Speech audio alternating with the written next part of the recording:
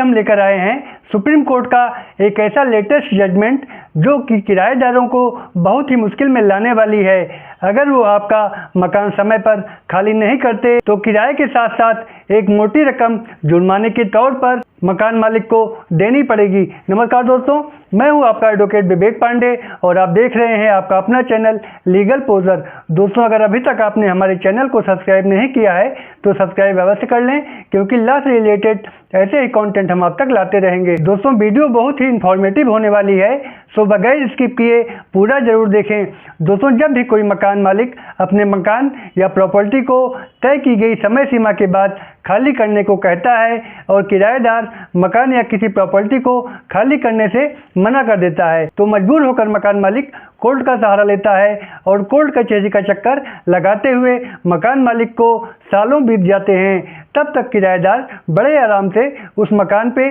उस प्रॉपर्टी पे रहता है और आपकी प्रॉपर्टी पर कब्जा बनाए रखता है, यहाँ तक कि केस करने के बाद वो किराया देना भी बंद कर देता है। तो इस जजमेंट के आने के बाद अगर किराएदार तय की गई समय सीमा के बाद भी प्रॉपर्टी का कब्जा नहीं छोड़ते हैं तो उन्हें भारी नुकसान होने वाला है और अब आपको किराएदार को हटाने के लिए सालों साल कोर्ट कचहरी के चक्कर नहीं लगाने पड़ेंगे, बल्कि आप 1 साल के अंदर ही किराएदार से कब्जा खाली करा सकेंगे। दोस्तों, सुप्रीम कोर्ट ने अभी हाल में ही दिए गए अपने जजमेंट में कहा है कि अगर किराएदार ने संपत्ति पर कब्जा किया है तो कब्जे के दौरान उसे किराया तो कोर्ट में जमा ही करना पड़ेगा, साथ ही साथ उस किराएदार से means profit as a compensation लिया जाएगा, यानी किराएदार को एक भारी मुआवजा भी देना पड़ेगा। किराएदार जितने साल तक प्रॉपर्टी पर कब्जा बनाए हुए है उतना अधिक जुर्माना उसे मकान मालिक को भरना पड़ेगा। और जिस केस टाइटल में ये लॉ पॉइंट डिसाइड किया गया है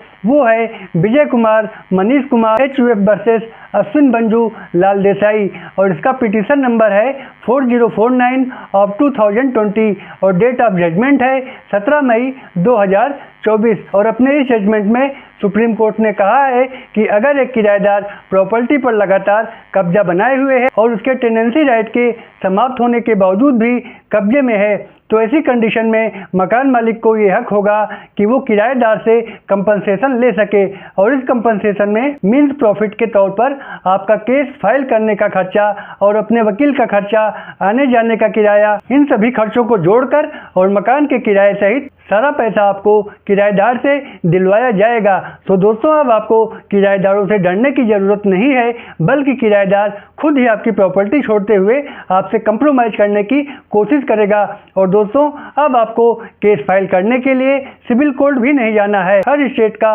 अपना एक रेंट कंट्रोल ट्रिब्यूनल होता है और वहाँ पर आप सूट फाइल करके विदिन 1 ईयर किराएदार को अपनी प्रॉपर्टी से बाहर करा सकते हैं, बशर्ते आपको अपनी प्रॉपर्टी किराए पर देने से पहले 11 महीने का रेंट एग्रीमेंट जरूर करवा लेना चाहिए। तो दोस्तों, ये था हमारी आज की वीडियो का विषय पसंद आया हो तो एक लाइक करके चैनल को सब्सक्राइब कर दें। फिर मिलेंगे एक नए विषय के साथ, तब तक के लिए goodbye and thanks for watching.